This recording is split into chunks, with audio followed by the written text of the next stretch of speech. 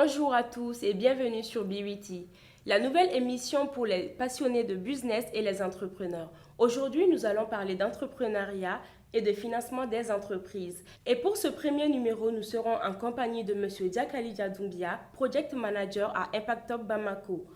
Bonsoir Jack. Bonsoir, vous allez bien? Bien, merci. Bienvenue sur BWT et merci d'être avec nous. C'est un plaisir. Alors, sans plus tarder, Jack, je m'en vais te poser la première question. Nous parlons de plus en plus d'entrepreneuriat depuis ces 5 dernières années. Alors, comment est-ce que tu définirais un entrepreneur? Un entrepreneur, c'est quelqu'un qui met en place une activité génératrice de revenus. Et l'entrepreneuriat, il faut le savoir, ça naît de deux choses. Soit la saisie d'une opportunité, on voit une opportunité sur le marché et on entreprend dans la mesure de saisir cette opportunité.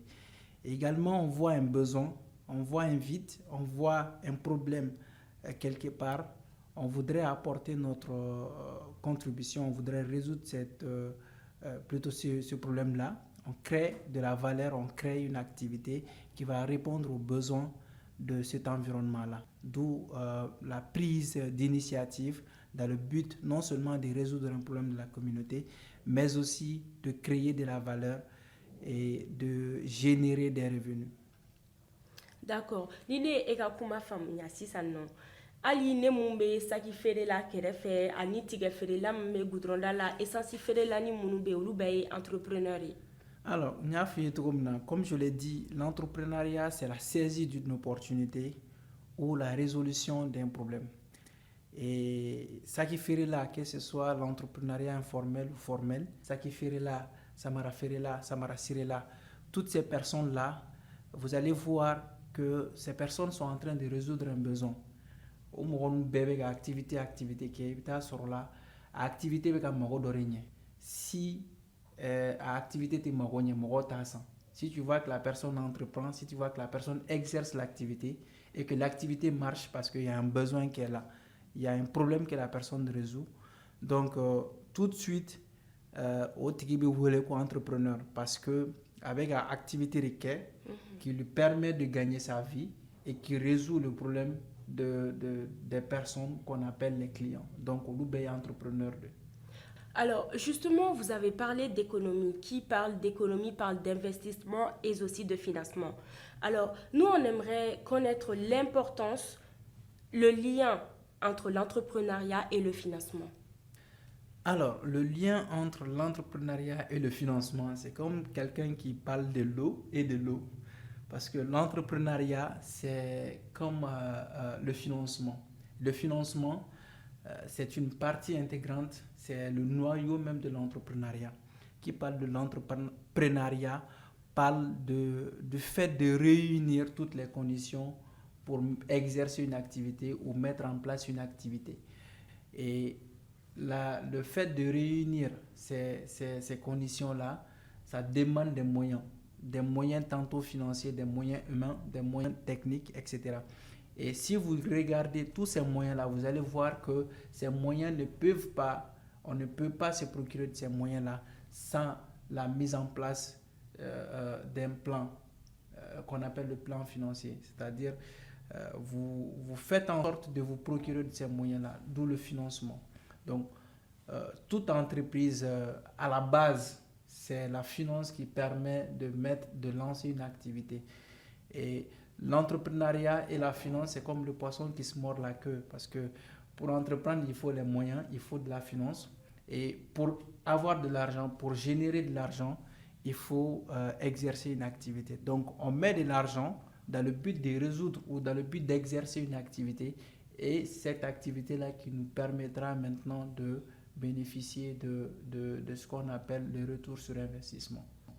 D'accord. La partie importante, parce que comme Wariko Inga Gele Doni Baraina quoi. Maintenant, voilà, justement. Donc nous, on aimerait savoir en fait quelles sont les différentes sources de financement pour les entreprises, justement.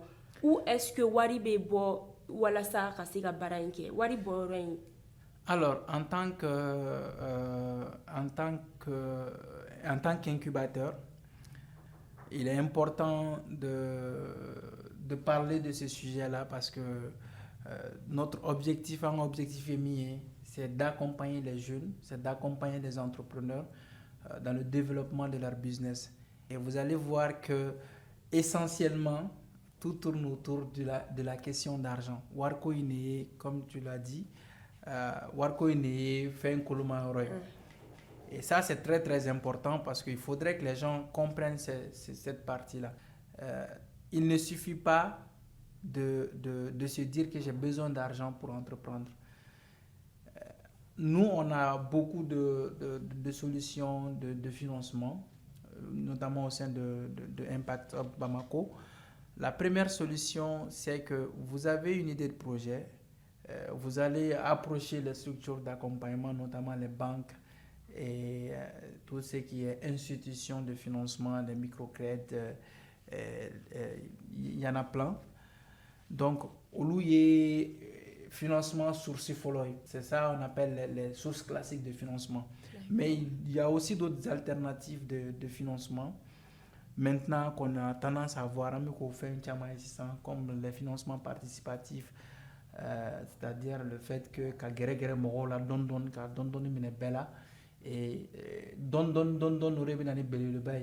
et c'est ce qui permettra à l'entrepreneur maintenant de faire face à ces défis de financement. Aussi, on a tendance à voir tout ce qui est business angel, tout ce qui est capital risque. Ça, ce sont les institutions maintenant qui sont là pour financer les activités des jeunes. Parce que nous faisons les banques classiques, nous faisons financement classique, non. On a tendance à dénigrer, on a tendance à marginaliser les jeunes. Donc ça fait que nous me faire un projet lancer, nous me faire une activité en place, ils se sentent tout de suite marginalisés parce que bango ba fo wana ni fen chama yo wana ni garantie ni fe on yo ti jeune mbolo. Donc ça fait que business angel nous flene au luka objectif follow, c'est d'aider les jeunes. C'est faire de l'argent, mais aussi c'est d'aider les jeunes. Donc ils savent que je nous fais une garantie de faire tout boulot. Donc au Bénin, nous d'aller aider la Nika projet quand il y a des business angels qui viennent mettre de l'argent dans ton projet et prennent des parts dans ton capital. Donc ça te permet d'avoir une ressource importante de faire évoluer ton entreprise. Aussi, comme je l'ai dit, les alternatives, des alternatives de financement participatif, par exemple, ça aussi, ça te permet, par exemple, quand tu as ton clé non fait, car ça, 5 millions de projet lancé, c'est extrêmement difficile pour une personne de te donner 5 millions. Mais quand tu approches, par exemple, 10 personnes ou 100 personnes, parfois, tu as 10 000 francs, 20 000 francs, 10 000 Maliens, on est 20 millions de Maliens aujourd'hui. Et si chaque Malien me donne 10 francs, moi je me retrouve tout de suite avec 40 millions de francs CFA. Et ça, c'est extrêmement important. 10 francs, je pense que ça ne te coûte presque rien, mais c'est beaucoup. C'est beaucoup de m'aider à lancer mon activité et à créer de la valeur, à générer des revenus qui vont peut-être servir d'autres personnes. Donc, lui, et aussi, on a ce qu'on appelle les grants. Les subventions, nous programmons nos État et subventions en place pour vraiment aider les jeunes car voici quoi projet on l'a développé. Aux subventions, ce n'est pas évident de les avoir, mais ce sont des opportunités souvent qui s'offrent aux jeunes. Si tu réponds aux critères, tu peux postuler et puis bénéficier de ces subventions-là qui sont des subventions gratuites et tu vas tout de suite lancer ton activité ou tu vas développer tes activités. Ça n'a pas l'air trop beau pour être vrai, ça. Parce qu'au coup, nous, on a tendance à voir qu'il y a plusieurs problèmes. Après, les jeunes qui disent on a donné les projets, voilà, j'ai gagné, mais après, à Masoro, quoi. Il faudrait que les gens comprennent quelque chose. C'est vrai qu'il existe des subventions. Subventions, on a fait la subvention non. Non, c'est pas comme ça. Vous allez voir toutes les subventions, toutes les institutions, toutes les organisations qui aident les jeunes. Généralement, on a un principe de l'eau, on a un critère de l'eau. Et si un projet, si tu ne réponds pas aux critères, Si tu n'es pas dans leur canevas de financement, ton projet ne sera pas financé. Et aussi, il faudrait que les jeunes se rendent compte de quelque chose. Moi, je n'ai un projet déposé, un projet m'a financé, mais un projet réalisé.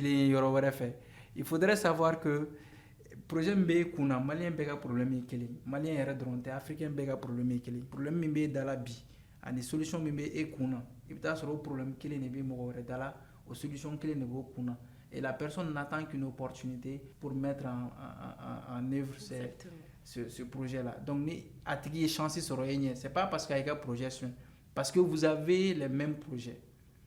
Donc, attirer chance sur attirer war sur, c'est pourquoi on conseille aux jeunes de ne pas attendre les financements. Parce que les financements seront, c'est très bien pour toi, ça te permet vraiment de propulser, qu'il y a activité en place. Mais les financements seront, tu commences avec ce que tu as, que les gens te connaissent avec ce que tu as, comme ça, moi, c'est qui démontrera. Mais si tu te dis non, je vais attendre le financement, et le financement sera bon, moi, non projet beaucoup, n'allez chancer d'y ou bien si la personne répond aux critères, n'allez financer là-dedans. Tu vas te frustrer, tu vas dire des choses alors que c'est vraiment parce que tu ne maîtrises pas, tu ne connais pas les principes. Sinon, subvention bénie à un principe de l'eau. D'accord, donc passer à l'action et ne pas attendre un financement. Exactement. Justement, nous avons une question en ce sens-là. Je vais te poser la question d'abord. Alors, étant jeune entrepreneur, nous t'offrons un investissement de 5 millions dans le cadre de ton activité. Comment est-ce que tu vas gérer les 5 millions pour accroître justement ton activité? Alors, c'est en tant qu'entrepreneur ou en tant que structure d'accompagnement? En tant qu'entrepreneur cette fois. En tant qu'entrepreneur, c'est aussi simple que ça. Je pense que quand on est entrepreneur, on a toujours des plans. Et on ne peut même pas devenir entrepreneur sans plan. Parce que si c'est la mise en place d'un plan d'action qu'on appelle projet, et quand on me donne tout de suite en tant qu'entrepreneur 5 millions, ça me donne l'occasion de mettre en œuvre, de mettre en pratique mes plans déjà élaborés sur le business plan ou bien avec la plan minier. En tout cas, les 5 millions, je pense que ça sera du pain béni pour moi. Qui va m'aider à vite lancer mes activités. Aussi, l'activité est déjà lancée, ça va m'aider à aller sur d'autres dimensions parce qu'il y a un projet à développer. Ça, c'est une évidence. Justement. Alors, Jack, nous allons t'inviter à présent à visionner les réponses d'autres entrepreneurs à qui nous avons eu l'occasion de poser la même question justement, à savoir qu'est-ce qu'ils feraient de leur activité si on leur offrait 5 millions de francs CFA. À tout de suite. Ne tɔgɔ Isa Konate ne ye tailleur de ye ne bɛ cɛfini dɔrɔn de kala ne ka baara ye cɛfini dɔrɔn ye. Anw bɛ fɛ k'a dɔn sisan yala e bɛ fini kala min na ni miliyɔn 5 taara k'a di e ma ko e k'i bolola dɛmɛ n'a ye e bɛ miliyɔn 5 in ne ko e b'a bila baara cogo di i ka tailleuria kɔnɔ walasa i ka nafa sɔrɔ a la. Tiɲɛ a labaara cogo caman de bɛ yen mun ka gɛlɛn n'i ye wari sɔrɔ n'i y'a sɔrɔ i tɛ fɛn na fɛn min b'a to wari bɛ se ka yɛlɛma o de ka gɛlɛn. D'abord, n'a ne wari mugu ta ka di mɔgɔ ma mɔgɔ min tɛ fɛn na a labaara ka gɛlɛn a bolo bon an bɛ na ne ye atelier dayɛlɛ 2013 bon ne yɛrɛ tailleur apprenti daminɛ 2002 3 janvier 2002 bon vraiment ka muso furu a la ka fɛn caman k'a kɔnɔ bon vraiment n'i ye wari di ne ma bi ne bɛ se ka dɔ fara n ka évolution kan baara in kɔnɔna la hali mun tɛ miliyɔn 5 hali miliyɔn 5 duguma n'o di ne ma bi ne bɛ se ka progresser n'a ye kosɛbɛ o jumɛn ye parce que an ka baara in na an bɛ cɛfini min kala nin ye an tɛ sigi an bɛ client dɔrɔn ma kɔnɔ an bɛ se ka fini kala n ka cɛ k'a feere client minnu bɛ na ni fini wɛrɛ ye k'u bɛ na kala an fɛ yan n'u y'an yɛrɛ ka kalalen dɔ bɛ se ka ɲɛbɔ a fɛ k'a san bon an b'o kɛ an tɛ sigi k'an bɛ client dɔrɔn ma kɔnɔ komi aw yɛrɛ nana sɔrɔ CMJ tɛ yan mɛ forokɛya dɔ kɔni bɛ yan forokɛya dɔ kalalen yɛrɛ b'an bolo an b'olu kɛ ka bila bon o bɛɛ ye an ka baara avantage dɔ ye quoi bon an bɛ se ka tisi fɛnɛ san ka tisi bila ni client nana ni tisi jari min ka d'a ye olu k'an ka déplacer ka taa san sugu la mɔgɔ wɛrɛ bolo to n'a b'an yɛrɛ fɛ yan an bɛ kalali tɔnɔ sɔrɔ a la donc en même temps fana an ka taa an bɛ tisi yɛrɛ tɔnɔ fitinin min sɔrɔ tisi la an b'o fila bénéficier quoi bon o bɛɛ y'a avantage dɔ ye ne bolo quoi ni hali mun tɛ miliyɔn 5 n'o dira ne ma ne bɛ se ka baara kɛ n'a ye. Ne tɔgɔ ye Bafotigi Sidibe bon ne fɛ hali don Bamakɔ la ne filɛ samara feere de la samara feere bon ne bɛ miliyɔn 5 ne b'a don n ka samara la pour que ka taa ɲɛfɛ ka don samara la dɔrɔn ka jago yiriwa Comme wari ɲɛnama ko ni wari ɲɛnama t'i bolo dɔrɔn feere tɛ se ka kɛ ni ye wari sɔrɔ feere bɛ se ka taa ɲɛfɛ i bɛ tɔnɔ fana sɔrɔ a la i y'a faamu. Je me nomme Samou Togola, communément appelé Bois. Bon, ne bɛ baara min kɛ n bɛ baara min dɔn a kɛra ne ye a kɛra mɔgɔ wɛrɛ ni wari kɔni dir'i ma k'i to baara min kɔni na kɔni ne hakili la i b'a don o de la parce que n b'o de dɔn ou bien voilà o kɔni o kun ye ne hakilina ye n bɛ se ka finiw san k'a kala k'a feere ou bien n bɛ matériel dɔ san ka fara n ka matériel kan voilà. Merci o de kun ye. Ok a diyara n ye kojugu. Ne tɔgɔ ye Fatim Keita. Moi je suis coiffeuse au Hall de Bamako. Ah bon, i ka ɲininkaliw diyara n ye. Comme ne bɛ kun dilan kɛ mais j'ai fait le commerce aussi. Boutiques bɛ n bolo donc n bɛ voyage kɛ. Donc ni $1 000 000 taara ka jan a bɛ se k'an dɛmɛ o ye idée ɲɛnamaba de ye n b'a ta n bɛ baara kɛ n'a ye n bɛ voyager n bɛ taa minɛnw ta ka na bila n ka boutique kɔnɔ mais o tɛ n perdre k'a fɔ ko n tɛ n ka baara fana kɛ quoi. Puisque bibi n'i ye mɔgɔ sɔrɔ min bɛ se k'i dɛmɛ ka $1 000 000 ta k'a d'i ma donc f'i fana k'i yɛrɛ dɛmɛ i se ka $1 000 000 ta i b'a fɔ k'i bɛ salon kɛ i bɛ a don kungilaminɛnw na an bɛ yɔrɔ min na actuellement la kungilan tɛ marché donc f'i ka activité dɔ ɲini a kɛrɛfɛla la i bɛ se ka min kɛ n'o ye commerce ye pour que n'i bɛ commerce la o la wari a bɛ se ka bugu i bolo mais n'i ko i b'a don kungilaminɛnw na c'est pas facile puisque kungilan tɛ marché san ka ɲɛ. Je m'appelle Trésor Mouteba. Mon activité c'est l'esthétique. Waouh, si on me donne 5 millions, c'est qu'on m'a rendu riche parce que je vais rendre beaucoup de gens riches. J'ai formé déjà les gens dans mon travail. Je les apprends à faire la coiffure, la manicure, la pédicure, soins de visage, fossiles. Dans les 5 millions là, je vais acheter mes matériels et faire mon centre pour former les gens d'esthétique. Donc, pour moi, ça sera même insuffisant parce qu'il y a beaucoup de matériel qu'il faut acheter pour revendre. Les mêmes outils que je travaille et les mêmes outils là, je vais revendre ça aux gens. Et les mêmes matériels, je vais faire former les gens avec.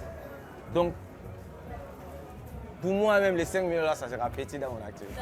Bon, ne tɔgɔ ye Ali ye n jamu ye Tarawele ye ka bɔ Ɲamakɔrɔ komi n yɛrɛ ɲɛ bɛ n ka baara min na n ka baara yɛrɛ bɛɛ ye jabida ye baara yɛrɛ fila wɛrɛ tɛ n na bon an bɛ jabida dɔrɔn de kɛ tout le monde hali de Bamakɔ yɛrɛ sugu la bon baara yɛrɛ boloda ka ca an bɛɛ bolola baarakɛla mais ne yɛrɛ ka baara ye jabida dɔrɔn bon i ka kuma in diyara n ye $5 000 in mɔgɔ yɛrɛ mago tɛ ba wari la ko bɛna se bi min na $5 000 in vraiment n'i y'a di ne ma n bɛ bitigiw dayɛlɛ n bɛ ko caman kɛ n'a ye bon n bɛ minɛnw ta et puis minɛnw yɛrɛ bɛ n bolo ni grand frère Bura yɛrɛ de bɛ baara kɛ ɲɔgɔn fɛ bon déjà que bitigi yɛrɛ b'an bolo fɛn caman b'a kɔnɔ muso minɛnw ni matériel ni fɛnw comme déjà an ni musow de bɛ baara kɛ ɲɔgɔn fɛ donc an bɛ muso matériel ni fɛnw ta ɲɛsiniw bɛ yen a caman caman baden de bɛ yen apprentis yɛrɛ b'an bolo an bɛ mɔgɔ ɲini mɔgɔ minnu b'a ɲini ka se jabida la bon an b'olu bɛɛ dege a kɔnɔna fana kɔnɔna la quoi an ka baara boloda kɔnɔna ka ca quoi.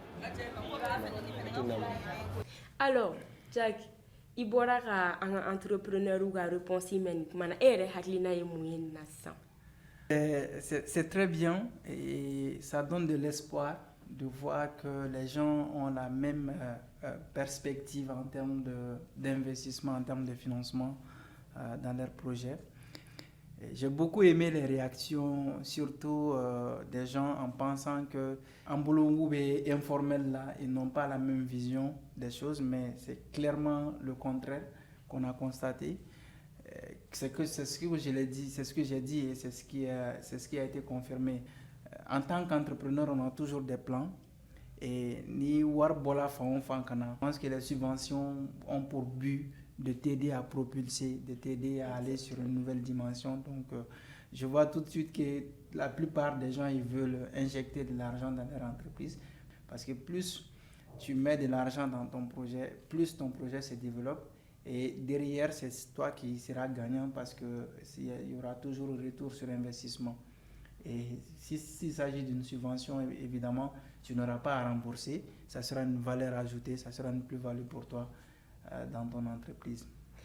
Alors, en restant toujours dans le contexte malien, parce que ici, on a vu depuis longtemps, entrepreneuriat, diawok meke follow rasoronite. Si ça on m'a kalanke.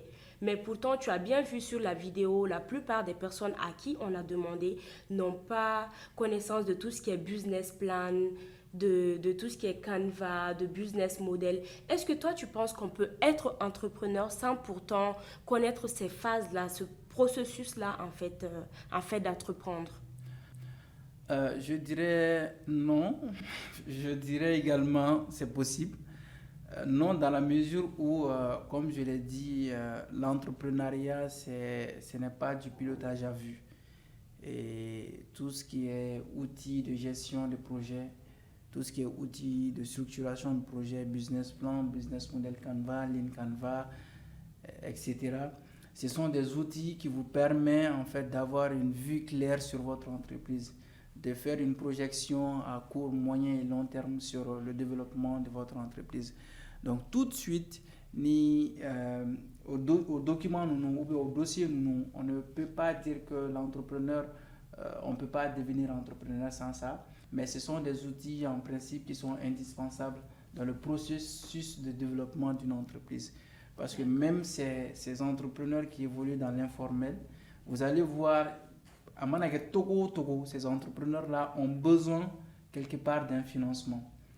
Et ils ne peuvent pas faire recours à ces structures de financement, notamment les banques, les structures de financement, sans les business plans. Donc, ils seront obligés maintenant de faire recours à des structures, notamment en tout cas, tout ce qui est structures qui aident à élaborer les business plans. Donc, ces personnes-là, après 10 ans d'activité, sont obligées de revenir faire le business plan de leur projet. S'ils avaient fait au départ, ça allait être évolutif, donc ils auraient une vue claire de leur activité, le progrès, comment est-ce que leur activité progresse. Mais dès l'instant, on a tendance à voir l'importance du business plan quand on veut obtenir un financement. Alors que le business plan, ce n'est pas que pour le financement. Pour un investisseur ou pour un banquier, c'est important parce que le banquier ne peut pas te donner son argent tant qu'il n'a pas une vue claire sur l'évolution de ton entreprise. Si ce dernier veut avoir une vue claire sur l'évolution de ton entreprise, l'entrepreneur en question, qu'est-ce qu'il en pense? C'est bien d'avoir une idée dans sa tête, de savoir où est-ce qu'on veut aller, mais c'est toujours évident, c'est toujours conseillé de le mettre sur papier parce qu'on n'est pas le seul sur le bateau. On a des collaborateurs à qui on doit divulguer, en fait, à qui on doit transmettre cette vision-là. On a des parties prenantes, des investisseurs, des fournisseurs, etc., à qui on a besoin de savoir ou d'avoir une idée claire. Donc, les dossiers ou les outils de gestion de projet, ça vous permet d'avoir une vue claire sur tout ça et de faire une projection, de mettre en place des stratégies de développement, des stratégies pour vraiment faire progresser, faire évoluer votre entreprise. Mais aussi, il ne faut pas que l'entrepreneur se dise que l'entreprise, c'est le business plan. Ça aussi, c'est une erreur à éviter. Parce que les entrepreneurs aujourd'hui, vous allez voir un jeune qui sort tout fraîchement de l'université, tu lui parles de 5 millions, il va peut-être se dire, ok, je vais faire un business plan, je vais faire un business model Canva, etc. Mais quelqu'un qui vient de l'informel, tu lui donnes les 5 millions, il ne cherche pas à savoir. Il injecte tout de suite ces 5 millions-là. Donc, il ne faut pas aussi se dire que l'entreprise, c'est dans le business plan. Non. Le business plan, c'est un papier. Ça reste de la théorie qui vous donne des projections. Et la vraie entreprise, c'est sur le terrain. Que vous ayez le business plan ou pas, il faut que ce que vous devez faire sur le terrain, il faut que vous fassiez cela. Il faut que vous allez prospecter sur le terrain. Il faut que vous collectez les informations. Il faut que vous ayez des échantillons de votre projet.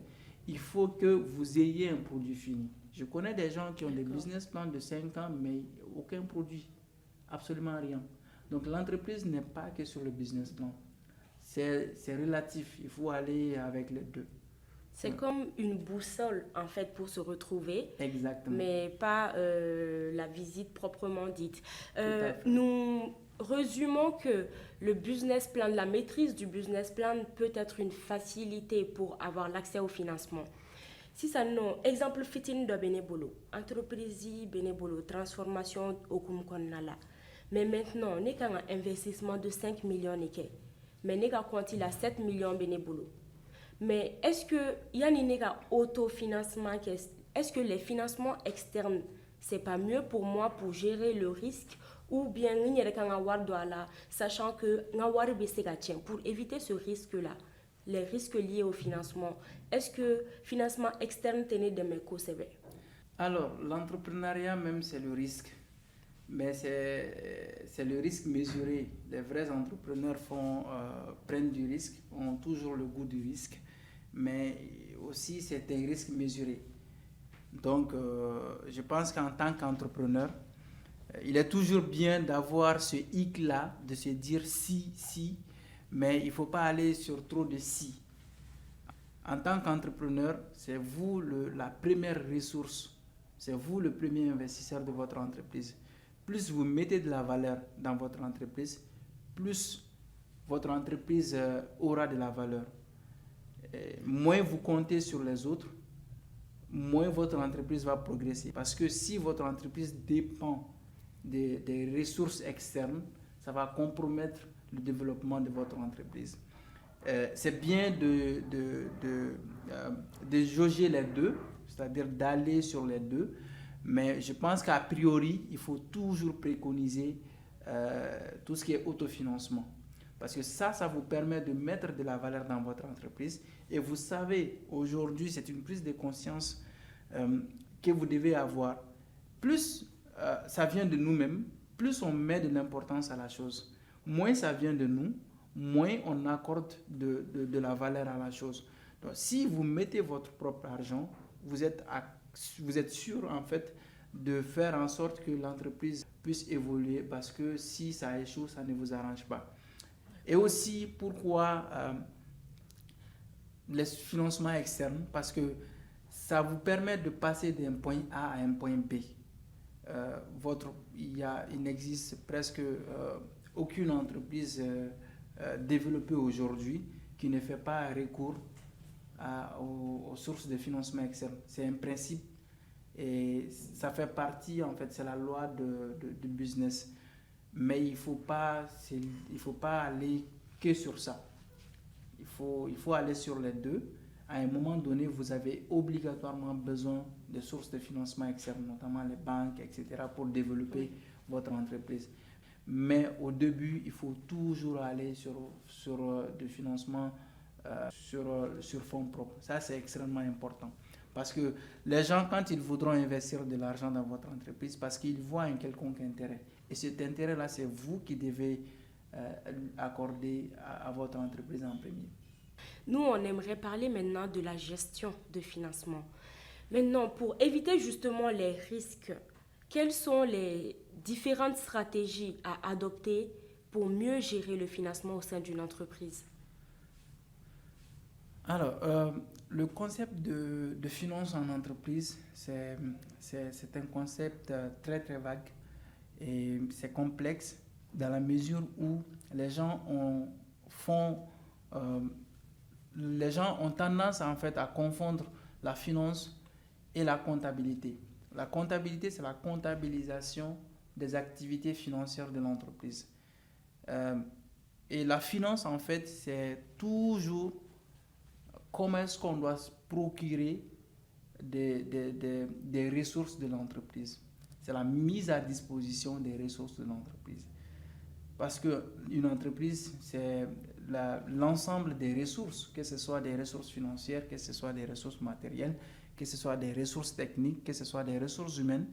C'est l'ensemble en fait des ressources qui font fonctionner ou qui font une entreprise.